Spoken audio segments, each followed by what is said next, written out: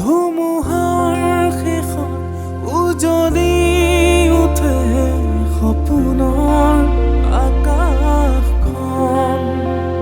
ধুমুহাৰ শেষত উভতি আহে ৰুৱা আপোনজন। সময়ে দিয়ে জীৱনক হৃদয়ে বিচাৰে মৰমক।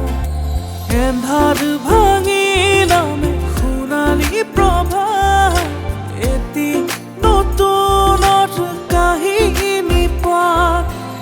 এন্ধাৰ ভাঙি নামে সোণালী প্ৰভাত, এটি নতুনত কাহিনী পাত। ধুমুহাৰ শেষত